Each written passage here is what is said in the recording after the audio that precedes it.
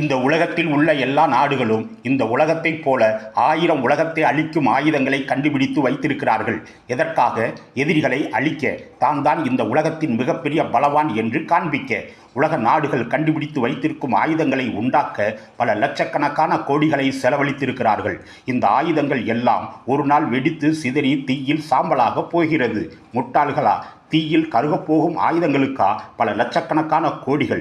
உலக நாட்டு தலைவர்களே, நீங்கள் இயேசுவை விட புத்திசாலிகளா, அறிவாளிகளா, ஞானவான்களா? அவர் இந்த பிரபஞ்சத்தையே உண்டாக்கி அரசாளுகிற மாபெரும் தேவன் அல்லவா? அவரே ஒருவருக்கொருவர் அன்பாயிருங்கள், ஒருவருக்கொருவர் சமாதானமாய் இருங்கள் என்று சொல்லி இருக்கிறார் அல்லவா? உலகத் தலைவர்களே, நீங்கள் என்ன செய்கிறீர்கள்? சண்டை ஓடுகிறீர்கள். இனிமேலும் சண்டை கட்ட தயாராக இருக்கிறீர்கள். நீங்கள் கண்டுபிடித்து வைத்திருக்கும் ஆயுதங்களுக்கு செலவான லட்சக்கணக்கான கோடிகளை இந்த உலகத்தில் இருக்கும் ஏழைகளுக்கு கொடுத்திருந்தால் இந்த உலகத்தில் ஒரு ஏழை இருக்க மாட்டான், ஒரு பிச்சைக்காரன் இருக்க மாட்டான், ஒருவன் கூட அனாதையாக இருக்க மாட்டான். இந்த உலகத்தில் ஏழைகள், பிச்சைக்காரர்கள், அனாதைகள் இருக்கிறார்கள் என்றால் பணத்தை எல்லாம் ஆயுதங்களை தயாரிப்பதற்கு செலவழித்ததே காரணம். உலகத் தலைவர்களே, ஆயுதம் தயாரிப்பதை நிறுத்துங்கள். இயேசு சொன்ன அன்பும் சமாதானமும் உலகமெங்கும் உண்டாக இந்த உலகத்தில் உள்ள எல்லா தலைவர்களும் பாடுபடுங்கள்.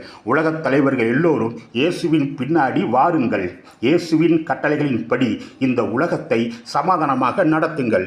கர்த்தர் உங்களை ஆசீர்வதிப்பாராக. ஆமேன், ஆமேன், ஆமேன்.